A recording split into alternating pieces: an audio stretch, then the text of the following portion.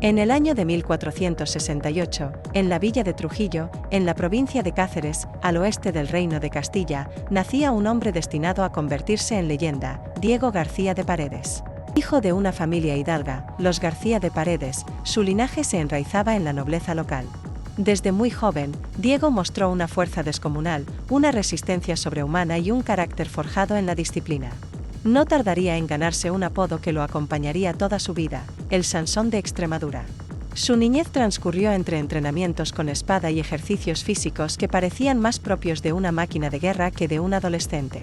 Su complexión atlética y su estatura sobresaliente pronto le abrieron las puertas de un destino marcado por el combate. Era un tiempo convulso. La península ibérica ardía en disputas internas y amenazas externas. El joven Diego, sediento de gloria, no tardó en buscar su lugar en los campos de batalla. Su primera oportunidad llegó durante la Guerra de Granada, última fase de la Reconquista, donde los reyes católicos luchaban por arrebatarle el último bastión peninsular al Islam. Diego, aún siendo un hombre joven, se alistó en las huestes castellanas, y pronto destacó por su temeridad y fuerza bruta.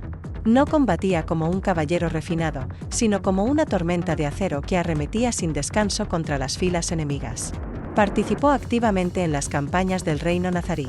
En una de las batallas, según crónicas posteriores, se dice que combatió sin escudo, armado solo con su espada y una daga, derribando enemigos como un vendaval. Las historias sobre su fuerza empezaron a expandirse, se hablaba de cómo había derribado de un golpe de espada a un caballo con jinete, o de cómo podía levantar piedras que necesitaban 4 hombres. Tras la caída de Granada en 1492, Diego se vio liberado para buscar nuevos horizontes. La paz en Castilla no era el terreno de un guerrero como él. Había probado la sangre y el estruendo de la batalla, y no estaba dispuesto a volver a la vida sencilla de hidalgo rural. El destino lo llamó hacia Italia, donde los intereses del trono español se verían involucrados en una serie de conflictos que marcarían el resto de su vida. El siglo XV llegaba a su fin, y Diego García de Paredes estaba a punto de convertirse en una figura clave de las guerras de Italia, donde su nombre resonaría entre los más temidos y respetados soldados de Europa.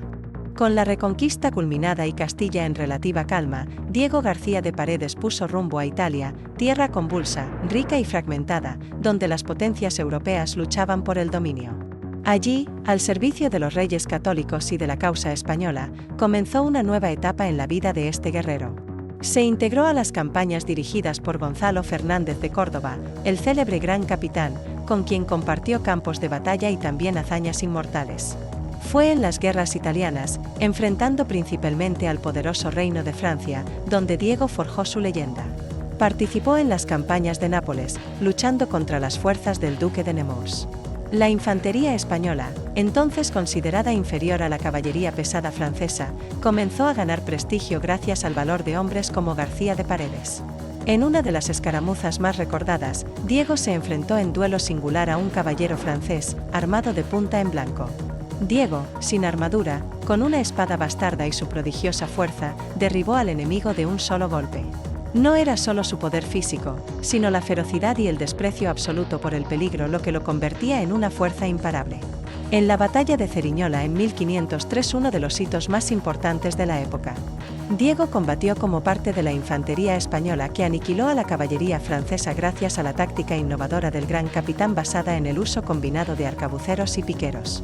Ceriñola fue un antes y un después, fue la primera gran victoria de la infantería sobre la caballería pesada en campo abierto.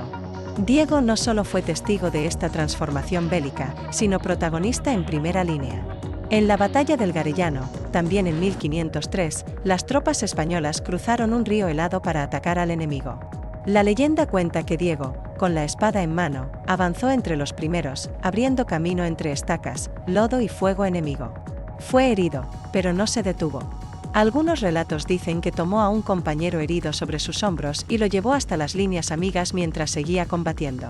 Pero entre las muchas historias que alimentaron su fama, una destaca por su dramatismo y simbolismo. En una ocasión, fue capturado por los franceses durante una emboscada. Trasladado como prisionero a un campamento enemigo, logró escapar por sí solo, desarmado, descalzo y herido, abatiendo a varios soldados con sus propias manos. Llegó a las líneas españolas cubierto de sangre, pero sonriendo. Era un coloso, mitad hombre, mitad leyenda. Diego fue nombrado capitán, y sus hombres lo seguían con una mezcla de respeto y asombro. No era un líder de grandes discursos, sino de hechos. Peleaba en primera línea, dormía en el suelo, comía lo mismo que sus soldados y sangraba junto a ellos. Esa cercanía, junto con su valentía brutal, lo convirtió en un ídolo entre las tropas. Mientras los reyes y diplomáticos negociaban tratados, Diego García de Paredes escribía su historia con hierro y fuego. Y aunque su cuerpo estaba hecho para la guerra, su alma también conservaba un profundo sentido del honor y la lealtad, valores que lo hicieron aún más admirable en tiempos donde la traición y la ambición eran moneda común. En Italia, Diego no solo encontró gloria, sino también inmortalidad. Pero las guerras aún no habían terminado. Nuevas campañas lo esperaban. Y él, fiel a su destino, no pensaba detenerse.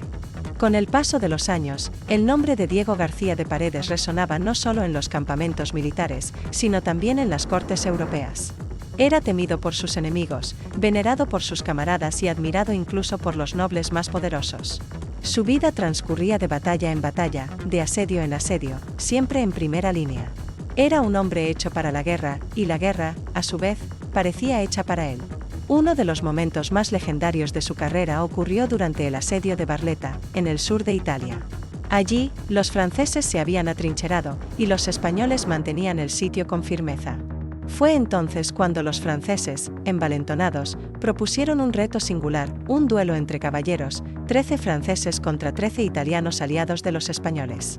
Este combate, conocido como el Desafío de Barletta, pasaría a la historia como uno de los episodios caballerescos más famosos del Renacimiento.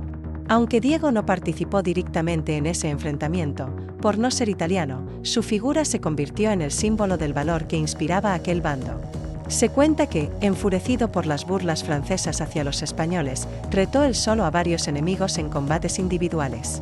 En uno de estos duelos, armado con espada y daga, derrotó a 3 soldados franceses que lo atacaron simultáneamente, dejándolos tendidos en el suelo, sin mostrar ni un rasguño.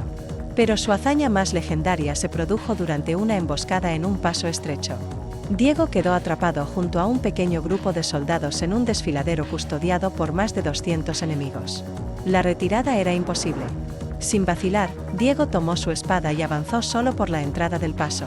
Se enfrentó a los enemigos uno a uno, defendiendo el paso como si fuera un muro viviente. Durante más de una hora contuvo a los atacantes, permitiendo que sus compañeros escaparan. Finalmente, fue vencido por la superioridad numérica y capturado.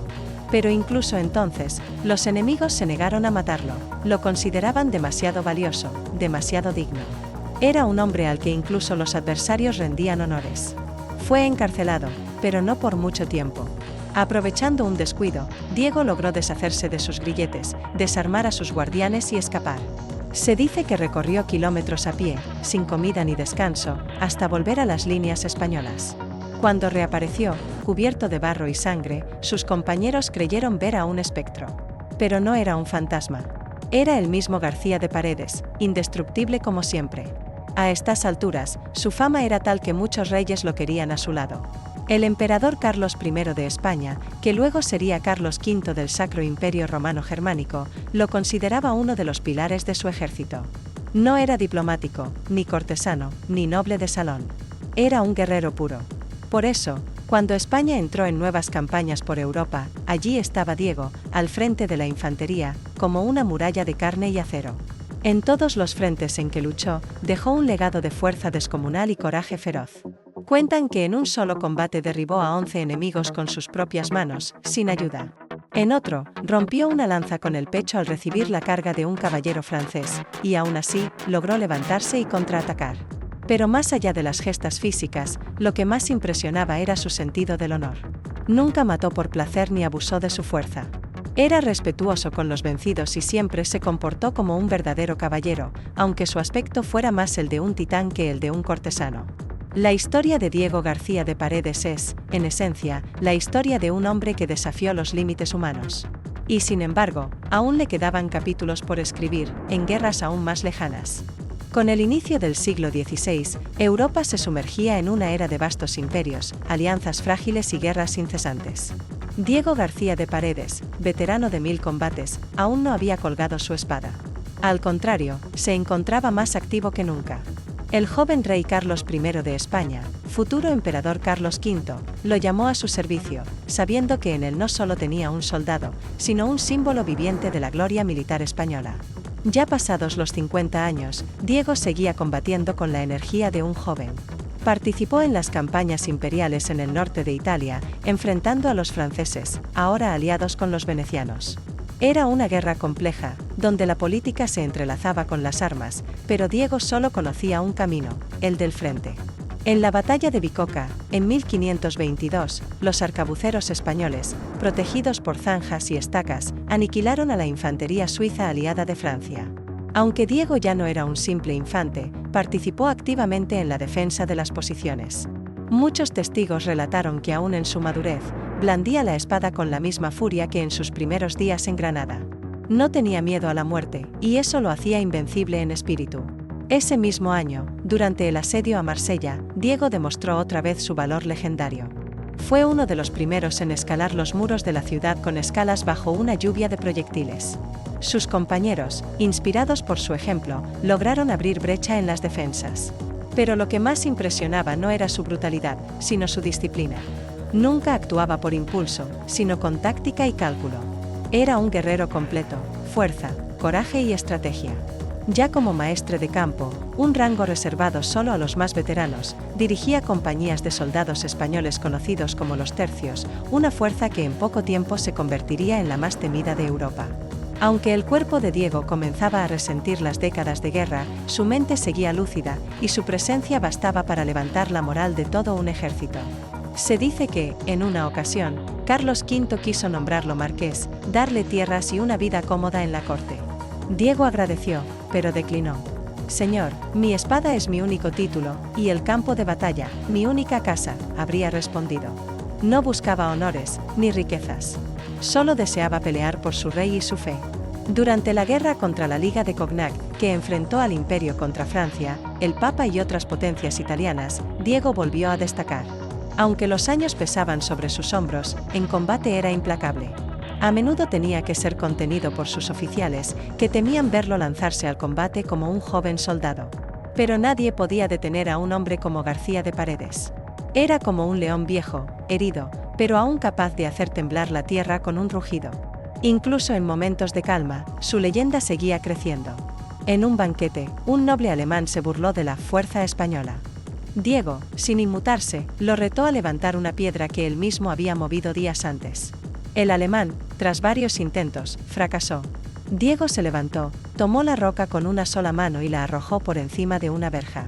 Pero todo guerrero, por más temible que sea, siente el llamado del ocaso. A medida que los años pasaban, Diego comenzaba a meditar sobre su vida, sobre los hermanos de armas caídos, sobre las heridas que ya no cerraban. Sin embargo, jamás se retiró por completo. Seguía inspeccionando campamentos, entrenando a los jóvenes, corrigiendo tácticas, enseñando a luchar no solo con el cuerpo, sino con el alma. Aquel que había combatido desde la Granada morisca hasta los Alpes italianos, que había enfrentado a franceses, alemanes, suizos y turcos, que había sobrevivido a docenas de heridas y múltiples capturas, aún no había caído. Pero el fin se aproximaba. No por la espada, no por la lanza, sino por el destino natural que ni siquiera los héroes pueden evitar. Los últimos años de Diego García de Paredes no estuvieron marcados por el retiro dorado de un veterano glorioso, sino por una vida aún activa, siempre al servicio de su rey, siempre al servicio de la guerra. No hubo descanso para el coloso de Trujillo. A pesar de las múltiples heridas, del peso de los años y de una vida entera vivida entre el hierro y la sangre, Diego no abandonó jamás la disciplina militar. Continuó participando en campañas menores y gestiones imperiales. Su figura, imponente aún en la vejez, inspiraba a nuevas generaciones de soldados. Ya no blandía la espada en el frente, pero su sola presencia en los cuarteles o en los campos de maniobras era suficiente para infundir valor. A menudo se le consultaba como estratega, se le escuchaba como consejero, y se le veneraba como un héroe en vida. Su vida, sin embargo, estaba destinada a un final tan insólito como paradójico. El año era 1533. Diego García de Paredes, ya con casi 67 años, se encontraba en Bolonia, ciudad italiana que formaba parte del complejo ajedrez político del imperio. Aquel día no estaba en combate. No estaba dirigiendo tropas. Ni siquiera vestía su armadura. Se dirigía, según cuentan las crónicas, a caballo por una calle empedrada cuando sufrió una caída accidental. El golpe fue devastador. Su cuerpo, acostumbrado a resistir lanzas y espadas, no soportó el impacto. Murió poco después, no en el fragor de la batalla, no rodeado de enemigos, sino por un infortunio trivial: una caída del caballo. Así terminaba la vida del guerrero que había enfrentado ejércitos enteros con sus propias manos. El destino, siempre irónico, le ofrecía un desenlace inesperado. Pero la muerte no pudo borrar la leyenda. Tras su fallecimiento, sus restos fueron trasladados a su Trujillo natal, donde fue enterrado con honores. Su tumba, sencilla, no está a la altura del gigante que fue. Pero su memoria, es así, quedó grabada con fuego en la historia de España. Los cronistas del siglo XVI lo recordaban como un hombre prodigioso, una fuerza de la naturaleza. Su historia fue recogida por autores como Fernández de Oviedo, quien escribió sobre él con admiración y asombro, al igual que muchos soldados que compartieron con él la guerra y la gloria. Y es que Diego García de Paredes no fue un caudillo político, ni un noble intrigante de corte. Fue algo más raro y valioso, un hombre de armas puro, un soldado en el sentido más noble de la palabra. Su vida fue una lección de valor, humildad y resistencia. Nunca traicionó a su rey, jamás se rindió ante el enemigo, ni se dejó seducir por el poder. Su figura inspiraría, siglos después, a generaciones enteras. Los tercios españoles, convertidos en la fuerza militar más temida de Europa, llevaban en su espíritu el ejemplo del Sansón de Extremadura. Su nombre sería repetido en los campamentos, en las escuelas militares, en las leyendas que los viejos soldados contaban junto al fuego. Hoy, su vida sigue siendo un testimonio de lo que un solo hombre, con coraje, fe y determinación, puede lograr. Un extremeño que, con una espada en la mano, escribió su nombre entre los más grandes guerreros de la historia. Porque Diego García de Paredes no fue solo un hombre. Fue un monumento viviente. Y aunque su cuerpo cayó, su leyenda jamás se rindió.